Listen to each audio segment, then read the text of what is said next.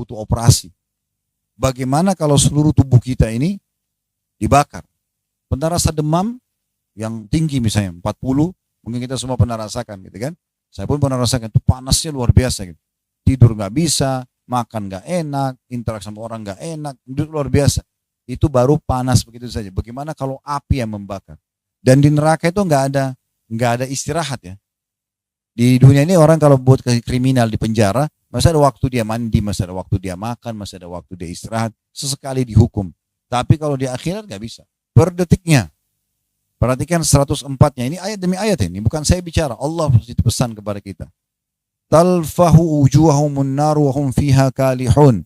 Ahli neraka itu nanti muka mereka dibakar oleh api neraka, dan mereka dalam neraka itu mereka di dalam neraka dalam keadaan cacat. Ini dalam cacat ini ada dalam hadis Nabi SAW, beliau mengatakan nanti karena panasnya neraka sampai bibir atasnya penghuni neraka itu bisa dilipat ke kepalanya. Dan bibir bawahnya meleleh sampai ke perutnya. Itu namanya cacat. Mereka cacat. Ini Nabi SAW bilang itu. Tafsir daripada Al-Mu'minun 104 ini. Lalu 105-nya Allah berfirman kepada ahli neraka. Jangan dengar ini di akhirat. Di sini cukup. Kita harusnya mengejar surga yang abadi. Gitu kan. Kenikmatan luar biasa. Gitu. Allah mengatakan pada ahli neraka. Alam takun ayati tutla alaikum fakuntum biha tukadzibun. Bukankah ayat-ayatku, hanya besar kata ganti Allah, telah dibacakan kepadamu sekalian. Seperti Bapak Ibu dengar hari ini siang ini ayat yang saya bacakan. Ini sudah sampai di kuping kita nih. Allah bilang, bukankah sudah sampai? Bukankah ayatku telah dibacakan kepadamu sekalian? Tapi kamu selalu mendustakannya, nganggap remeh. Apa sih neraka? Apa sih peringatan? Ustadz ngomong apa tadi itu? Selalu dianggap remeh.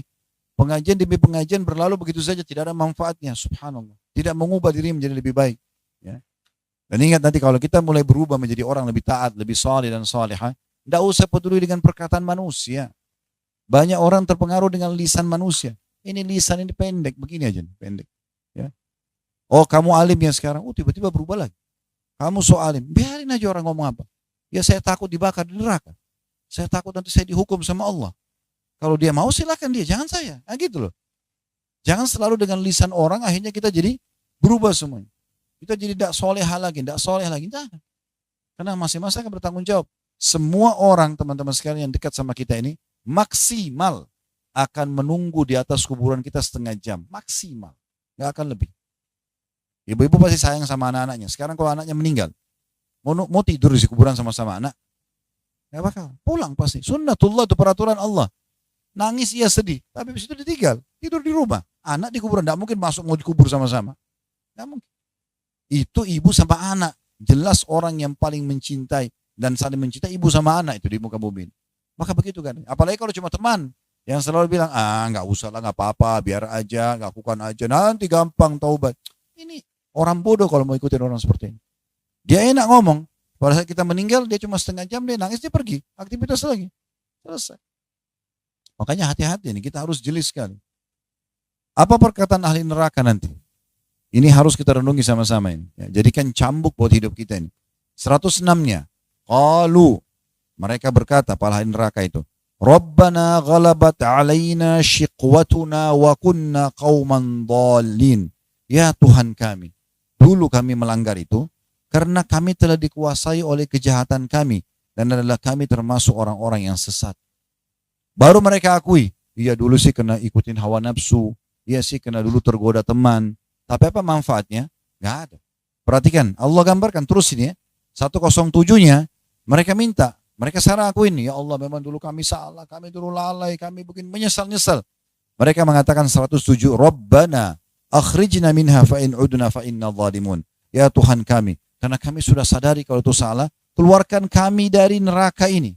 Dan kembalikan kami ke dunia. Maka jika kami masih juga kembali pada kekafiran dan dosa-dosa, sungguh kami benar-benar orang zalim. Apa bermanfaat? Apakah Allah masih kasih kesempatan? Tidak. 108-nya Allah mengatakan, Qala khsa'u fiha wa la tukallimun. Allah berfirman, tinggallah dengan hina di dalamnya dan jangan kamu berbicara dengan aku. Sifat Allah, sedikit kita jelaskan dulu ayat 108 ini. Sifat Allah itu Bapak Ibu sekalian yang sering kita baca dalam surat kita, dalam surah Al-Fatihah, ayat 3-nya, Ar-Rahmanu Ar-Rahim, zat yang maha penyayang, maha pengasih. Sampai kata Nabi SAW, Allah itu ya menyiapkan 99 kasih sayang. Salah satunya Allah turunkan di muka bumi ini. Dan di antaranya induk hewan yang pada saat melahirkan, misalnya kuda melahirkan anak, dia tidak injak bayinya. Allah siapkan 99 nanti di akhirat. Allah sayang sama hambanya. Allah tidak ingin kita masuk dalam neraka. Tetapi kalau sudah masuk ke neraka karena banyaknya pelanggarannya, maka Allah akan bilang ini, tinggal di dalamnya dalam kondisi terhina dan jangan berbicara dengan aku. Di situ sifat Allah yang lain, syadidul iqab. Allah maha berat siksaannya. Ya. Karena Allah sudah benci sama orang yang terus saja mau melanggar. Kita kalau kerja di satu perusahaan teman-teman sekalian, ya, terus kita melanggar aja terus. Telat datang, tidak kerjakan pekerjaan, selalu ganggu teman. Apa yang terjadi? Dihukum kan? Nah begitu juga orang kalau di dunia ini sama Allah SWT pasti dihukum. Nggak mungkin tidak. Tapi kalau dia menjadi seorang pegawai yang berprestasi, on time kalau datang, suka mengerjakan pekerjaan dengan bagus, maka dia akan dapat gajinya, akan dapat bonusnya, akan naik jabatannya. Nah begitu keadaannya. Sudah ada dalam kehidupan kita ini sebagai sebuah contoh. Ada sebuah hadis yang perlu kita khawatir gitu. Ya, dengan ancaman di dalamnya. Kata Nabi SAW tentang tafsir surah Al-Mu'minun ayat 108 ini, nanti ahli neraka akan berkata kepada para malaikat penjaga neraka, tolonglah sampaikan kepada Allah agar kami diringankan siksakan. Satu hari saja. Gitu kan? Maka para malaikat tidak berbicara dengan mereka, seingat saya sekitar 500 tahun. Enggak bicara. Enggak dijawab. Dibiarin aja. Setelah itu baru malaikat mengatakan, kalian akan tetap di sini, terhina.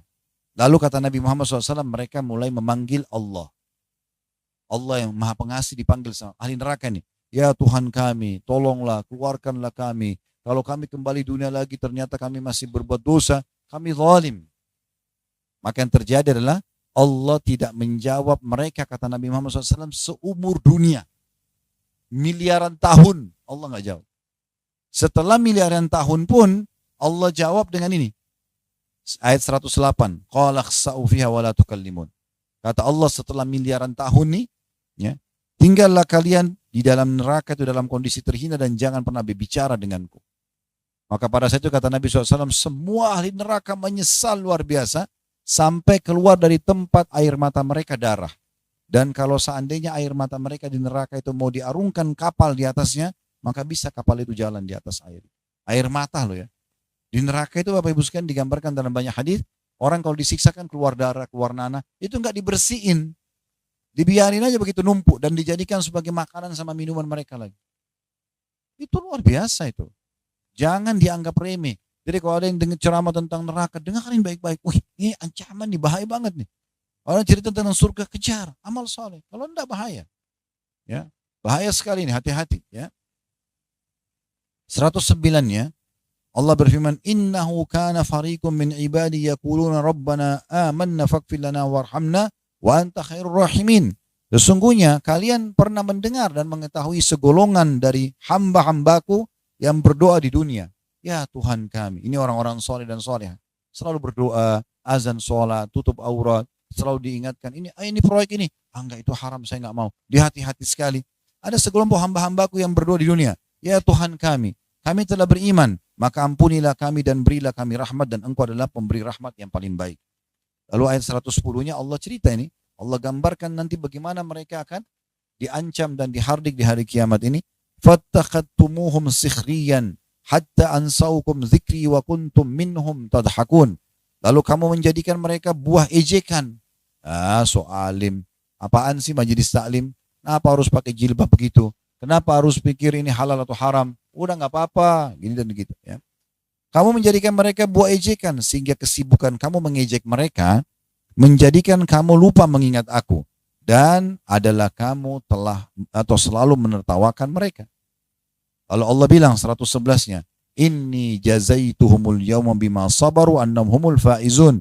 Sesungguhnya aku, hanya besar kata ganti Allah, memberi balasan kepada mereka di hari ini. Maksudnya orang-orang yang soleh dan solehah tadi, karena kesabaran mereka, sesungguhnya mereka itulah orang-orang yang menang. 112-nya, Allah tanya lagi ahli neraka. Qala kam labithtum fil ardi adada sinin. Allah bertanya pada ahli neraka, berapa tahun lamanya kamu tinggal di bumi? Kalau ada orang tinggal 60 tahun, 70 tahun, anggap umurnya 100 tahun, Allah tanya, berapa lama kamu tinggal di bumi? Pada saat di akhirat nanti ini yang terjadi. 113. Qalu labithna yawman aw ba'da yawmin fas'alil 'adin. Mereka menjawab, kami tinggal di bumi sehari atau setengah hari saja. Maka tanyakanlah kepada orang-orang yang menghitung. Jadi begini Bapak Ibu sekalian, rasionalnya ayat 100 ya 13 ini. Pernah nggak Bapak Ibu ketemu sama teman SD dulu? Saya ketemu ya. Sekarang umurnya misalnya 40-50 tahun. Itu kalau kita lagi ngobrol, ingat gak dulu di kelas itu? Kita kayak baru kemarin kan? Benar nggak? Atau mungkin kita ketemu 10 tahun yang lalu, kita pernah sama-sama apalah safar kemana. Ingat gak dulu itu? Kita ingat seperti baru hari itu saja. Begitu nanti di akhirat. Semua paket kita lahir di muka bumi sampai meninggal, oh cuman ini ya. Begitu nanti. Sebentar sekali ini Allah sudah bocorkan. Ahli neraka itu hidup berapa puluh tahun pun, berapa ratus tahun pun mereka akan bilang, sepertinya cuma sehari atau 2 hari. Rugi banget itu. Ya dia menyesal tapi tidak ada gunanya pada saat itu. Lalu Allah mengatakan 114-nya, qala illa bistum illa qalila law annakum kuntum ta'lamun. Allah berfirman, kamu tidak tinggal di dunia memang atau di bumi melainkan sebentar saja. Maka kalau sesungguhnya kamu mengetahui, maksudnya kamu menyadari. 115 terakhir, afahasibtum annama khalaqnakum abathan wa annakum ilaina la turja'un. Maka apakah kamu mengira bahwasanya sesungguhnya kami menciptakan kamu secara main-main? Kamu lahir di muka bumi ini, tadi punya sistem, punya orang tua, punya segala macam. Ini main-main saja, ya. Dan kamu tidak akan dikembalikan kepada kami? Tanda tanya. Maksudnya kamu kira tidak akan dibangkitkan, tidak akan ditanya amal baik, amal burukmu? Itu kebodohan. Ya. Maka Allah memberikan ayat-ayatnya ini supaya kita menyadari tentang bahayanya waktu yang berlalu dan disia-siakan. Baik, kita lanjutkan buku kita. Ya. Ini masih ada sekitar 2 lembar lagi. Di halaman 17-nya, yang dimaksud dengan tadi, dalam surah Fatir ayat 37, ya kita kembali tadi ke halaman 16-17 ya. Dan apakah kami tidak memanjangkan umurmu dalam masa yang cukup untuk berfikir bagi orang yang mau berfikir, dan apakah tidak datang kepadamu pemberi peringatan? Tadi saya katakan pemberi peringatan itu bisa uban, bisa lahirnya anak, bisa meninggalnya orang yang dikenal. Dan maka rasakanlah ya azab kami dan tidak ada bagi orang-orang zalim seorang penolong pun. Di halaman 17 yakni, bukankah kami telah menjadikan kamu memiliki usia yang panjang? Usia yang panjang adalah hujjah atau argumentasi untuk membantah kelalaian orang-orang nanti. Allah telah memberikan kesempatan kepada hamba yang dihidupkan hingga 60 atau 70 tahun.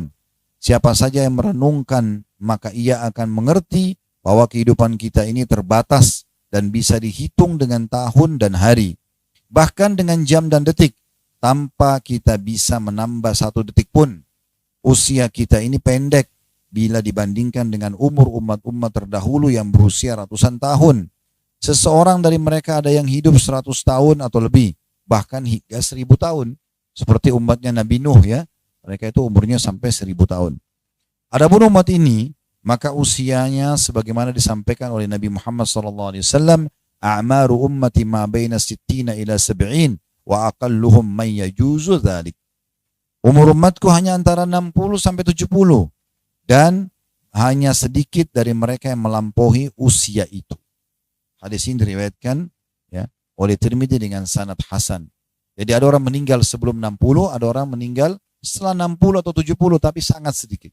Umumnya orang umat Islam ini, umat Muhammad hanya 60 sampai 70. Jadi kalau ada yang sudah mendekati angka-angka ini, hati-hati ya. Jangan terus lalai.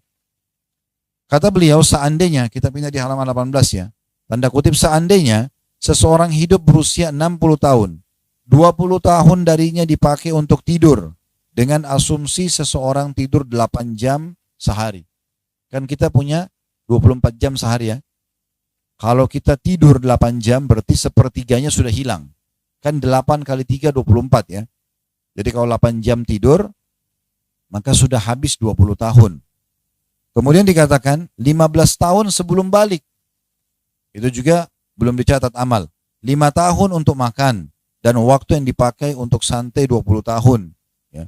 yang tersisa tinggal 20 tahun yang mencakup waktu-waktu untuk bekerja. Demikianlah tidak diragukan lagi. Jadi berapa tahunkah ibadah yang kita alokasikan dari dunia kita? Tanda tanya. Walaupun kita andaikan usia, ya, walaupun kita andaikan usia seluruhnya adalah untuk ibadah, yaitu 60 tahun, maka itu pun hanya setara dengan 3 menit saja bila dibandingkan dengan hari kiamat yang seharinya adalah sama dengan 1000 tahun. Sebagaimana dijelaskan dalam surah Al-Hajj ayat 47. Jadi kalau Bapak Ibu buka surah Al-Hajj surah nomor 22 ayat 47 ini, Allah menyebutkan itu ya. Kalau satu hari di sisi Tuhanmu sama dengan 1000 tahun waktu dunia. Ya. Jadi waktu akhirat itu satu harinya sama dengan 1000 tahun waktu kita di dunia. Jadi rasionalnya mirip dengan hitungan waktu kita dengan lalat misalnya. Ya, mungkin satu hari kita itu sama dengan sekian tahunnya lalat ya, dan seterusnya. Itu contoh saja ya. Sehingga kita bisa tangkap dari situ perhitungan memang waktu yang cukup panjang di akhirat itu sangat masuk akal. Lalu beliau mengatakan di sini, sesungguhnya sehari di sisi Rabbmu, itu arti surah Al-Hajj ayat 47, adalah seperti 1000 tahun menurut perhitunganmu. Saudaraku yang tercinta, kata penulis, seandainya manusia hidup selama 60 tahun dan ia menyanyiakan 1 jam dalam sehari, niscaya dia datang pada hari kiamat membawa 3 tahun yang hampir tanpa terisi satu kebaikan pun. Demikian pula sekiranya dia menyanyiakan 2 jam, berarti ada 6 tahun yang kosong dari kebaikan, bahkan mungkin terisi dengan amal-amal keburukan. Kita berlindung kepada Allah dari kehinaan, kata beliau. Berapa jamkah dalam sehari semalam waktu yang diperuntukkan bagi Allah Subhanahu wa taala, dan berapa jamkah yang diperuntukkan bagi dunia? Sebenarnya seseorang yang soleh di antara kita, jika ia melaksanakan sholat 5 waktu dalam waktu 1 jam misalnya, dan 1 jam lainnya digunakan untuk membaca Al-Quran, sholat-sholat sunnah atau selainnya, maka yang tersisa adalah 22 jam. Waktu yang cukup lama itulah yang hilang setiap harinya untuk komunikasi, bepergian, kunjungan, pertemuan, pesta, menyimak informasi, bekerja, makan, minum, tidur, istirahat, dan bercengkrama. Sampai sini saya mau jelaskan dulu. Pernah dengar istilah mubah ya? Ya, berarti mubah itu kalau dalam ilmu fikih kita, kalau dikerjakan tidak berdosa, ditinggalkan, kalau dikerjakan tidak berpahala, ditinggalkan tidak berdosa. Contohnya makan, minum, tidur, mandi. Ini mubah nama hukumnya. Tapi dalam Islam, Bapak Ibu bisa mengubah sesuatu yang mubah menjadi sunnah. Yang tadinya tidak berpahala jadi pahala. Ini supaya kita maksimal. Contoh misal, Allah Subhanahu wa taala memberikan kita rasa gerah. Di saat kita gerah kita nggak nyaman, ya. Dan Allah kasih kita pada saat mandi kita segar. Agar kita selalu merawat tubuh kita mandi, gitu kan? Jenazah aja dimandikan. Tapi yang penting jangan mubadzir, jangan berlebihan. Ada orang 1 jam, 2 jam di kamar mandi. Gitu. Dia berikan hak badannya. Nah, kalau orang mandi mubah, tapi kalau dia niatkan untuk memberikan hak jasad, bisa jadi sunnah. Makan dan minum mubah. Kalau hanya sekedar hilangin lapar, haus mubah. Nggak ada pahala, nggak berdosa juga. Yang penting dia tidak makan yang haram. Tapi kalau dia ubah niatnya untuk memberikan hak badan, karena yang menciptakan kita Allah, yang mendatangkan rasa lapar Allah, dan yang juga menunjukkan kalau lapar itu sebenarnya butuh asupan makanan adalah Allah. Yang membuat juga kita kenyang selainnya adalah Allah. Kalau kita niatkan untuk memberi hak jasad jadi sunnah. Misal contoh.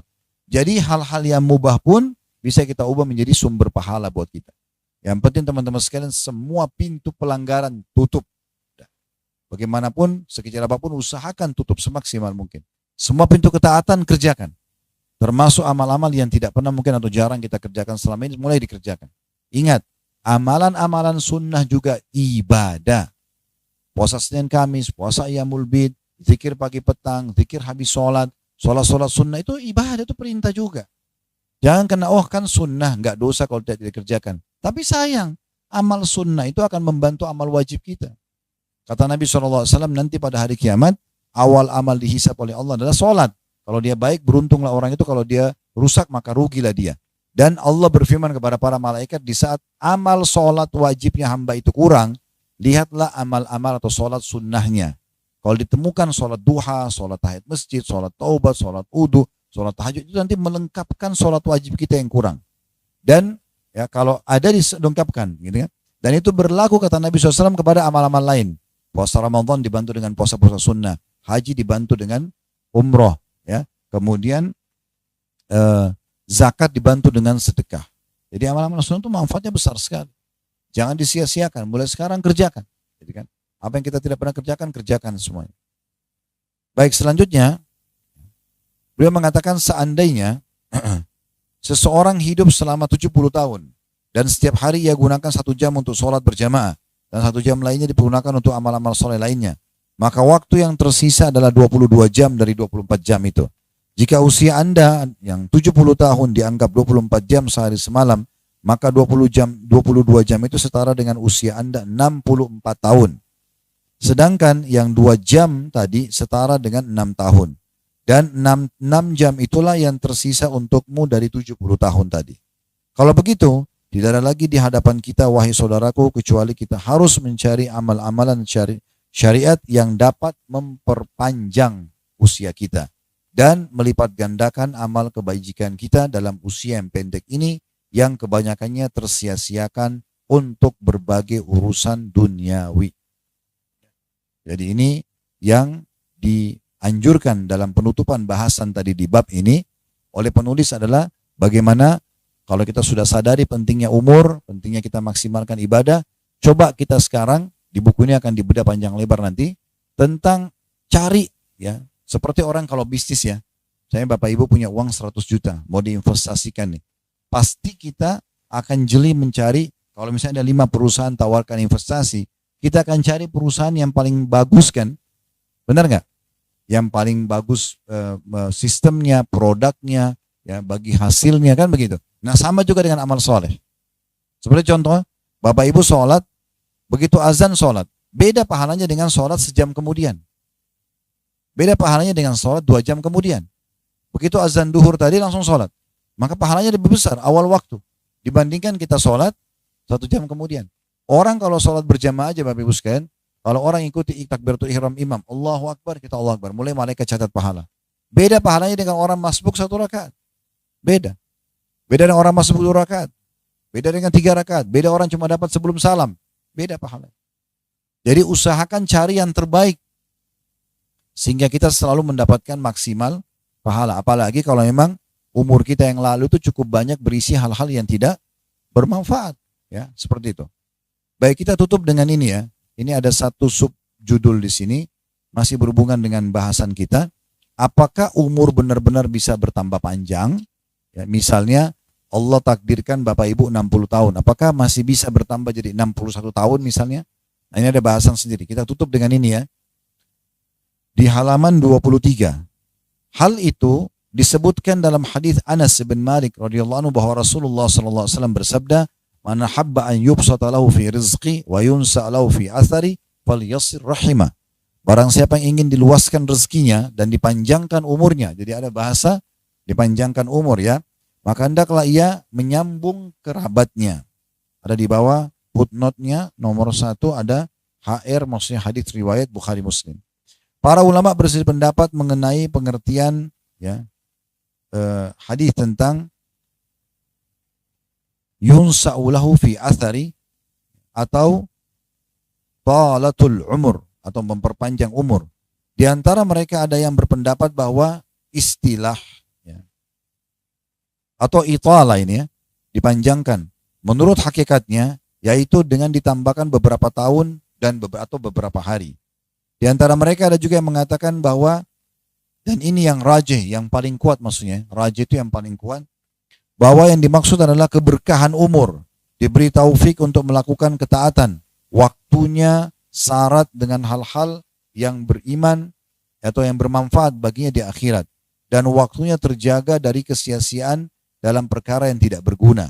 Ibnu Taimiyah rahimahullah berkata atau menambahkan bahwa keberkahan umur inilah atau ialah dapat melakukan amal-amal kebaikan dalam waktu yang pendek, padahal yang seperti itu tidak dapat dilakukan oleh orang-orang selain dalam waktu yang lama. Jadi hadis tadi saya ulangi lagi, hadis Nabi SAW yang berbunyi siapa yang ingin diluaskan rezekinya, dipanjangkan umurnya, maka dia lanjutkan silaturahim. Apakah makna di sini dipanjangkan umur, bertambah jumlah umurnya? Ada dua pendapat ulama. Yang pertama mengatakan bertambah umurnya dari 60 ke 61. Tapi pendapat yang lebih kuat yang kedua, bukan bertambah umurnya, karena Allah sudah catat di Lauhul Mahfuz umur dia 60, makanya 60 saja. Yang bertambah keberkahannya. Maksudnya, kalau kita temukan ada si A sama si B, si A ini suka beramal soleh dan silaturahim keluarga. Si B tidak suka. Kita akan temukan si A dalam umur dia 60 tahun dan si B 60 tahun, si A ini banyak sekali amal soleh sudah dia kerjakan. Sudah punya pesantren, sudah punya masjid, sudah banyak sebarin Al-Quran, sudah banyak keturunannya yang baik-baik. Nah ini keberkahan namanya. Jadi keberkahan dalam umur. Ini pendapat yang paling kuat ya dalam masalah ini. Jadi bukan berarti ditambah jumlah angka umurnya, tapi bertambah keberkahan umurnya. Sebagai penutup, di sini dikatakan oleh penulis Ruhul Ma'ani mengatakan, ini nama buku, yang dimaksud oleh Nabi SAW, yang dimaksud oleh Nabi ialah bahwa ketaatan-ketaatan itu dapat menambah umur seseorang, karena amal-amal ketaatan tersebut menjadi sebab bagi keharuman nama pelakunya. Pada umumnya, amal-amal seperti itu berkaitan dengan sedekah dan silaturahim, karena keduanya dapat mendatangkan pujian manusia. Ada yang mengatakan juga, karena itulah Nabi mengatakan bahwa silaturahim itu dapat menambah umur. Beliau tidak mengatakan bahwa silaturahim itu akan menambah waktu ajal seseorang. Jadi maksudnya adalah, yang dimaksud di sini bertambah keberkahan daripada umur tersebut. Makanya Nabi SAW tidak mengatakan, oh berarti kalau dia silaturahim keluarga, nanti akan tertunda kematiannya. Gitu kan? Tapi bahasa dipanjangkan umurnya, maksudnya dipanjangkan keberkahan umur tersebut. Ya. Baik, ini penutupan bahasan kita. Insya Allah ke depannya kita akan masuk di halaman 27. Kita akan mulai bahas ya, poin demi poin tentang amalan-amalan yang dapat memanjangkan umur. Nanti Bapak Ibu kalau mau baca di rumah boleh, nggak masalah. Tapi nanti kita akan bedah poin demi poin ya. Pertemuan demi pertemuan kita akan bahas satu persatu tentang poin-poin amalan-amalan yang bisa mendatangkan keberkahan dalam hidup kita. Insya Allah nanti ke depannya kita akan lanjutkan ke tema selanjutnya. Kalau ada benar dari Allah, kalau ada salah dari saya mohon dimaafkan. Subhanakallahumma bihamdika asyhadu an la ilaha illa anta astaghfiruka wa atubu ilaik. Wassalamualaikum warahmatullahi wabarakatuh.